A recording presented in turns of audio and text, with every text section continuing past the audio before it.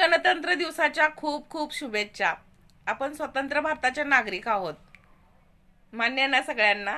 हो, मान्यच करावं लागेल, कारण 1947ला आपला देश स्वतंत्र झाला. जे थोर हुतात्मे महात्मे होऊन गेले, ज्यांनी बलिदान दिलं, आपल्या या देहाची आहुती केली आपल्याला देश स्वतंत्र करण्यासाठी, त्या सगळ्यांना आठवायचा दिवस म्हणजे आपला गणतंत्र दिवस. कारण हे स्वतंत्र काय असंच नाही मिळालेलं आपल्याला.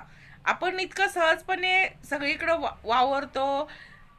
आपल्याला संचार म्हणजे इथनं तिथं जायची स्वातंत्र्य आहे, सभा भरवायचं स्वातंत्र्य आहे, बोलायचं स्वातंत्र्य आहे, कारण आपण स्वतंत्र भारताचे नागरिक आहोत.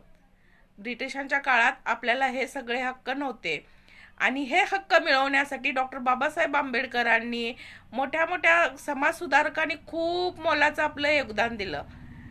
आणि आपल्याला आपल्याला संविधानानं जी अधिकार दिलेत त्यातला मूलभूत अधिकार म्हणजे आपल्याला बोलण्याचं स्वातंत्र्य आहे.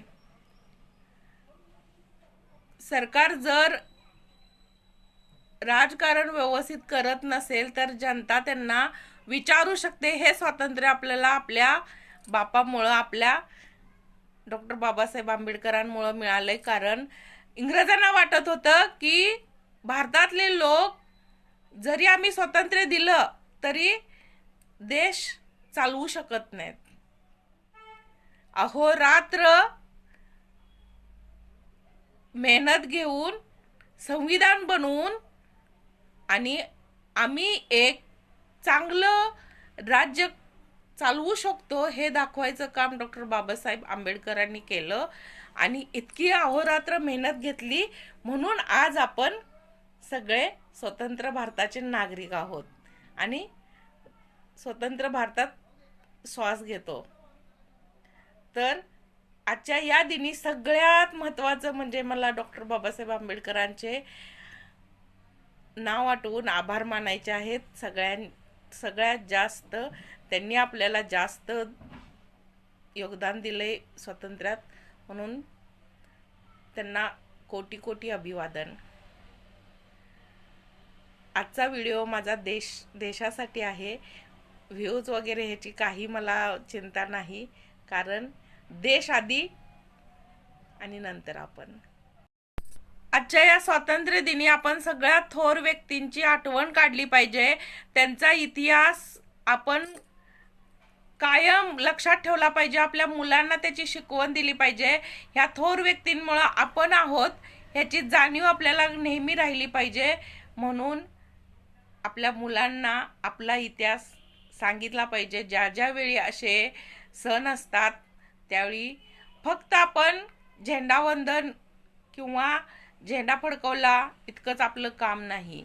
झेंड्याची तर आपल्याला पूर्ण निष्ठेनं सेवा करायचीच आहे, पण आपल्या मुलांना इतिहास पण सांगायचा आहे. आपल्या स्वातंत्र्याचा इतिहास खूप मोठा आहे आणि हे सगळा इतिहास आपल्या मुलांना माहीत पाहिजे. येणाऱ्या पिढीला नक्कीच माहीत पाहिजे, कारण हा इतिहास जगात थोर आहे. जगात जितकं पण आपण इतकं सहन केलं आपल्या महामानवांनी, आणि आपल्याला इतकं स्वातंत्र्य देऊन ठेवले. तर अशा सगळ्या महामानवांना आपण विनम्र अभिवादन केलं पाहिजे अशा दिवशी. आणि मुलांना पण त्यांची जाणीव करून दिली पाहिजे, सांगितलं पाहिजे आपला इतिहास.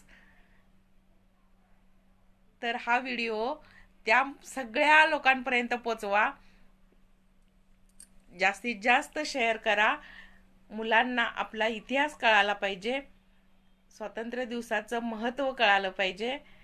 फक्त पुस्तकात नाही तर आपल्या मनात सगळे थोर मानव असले पाहिजेत.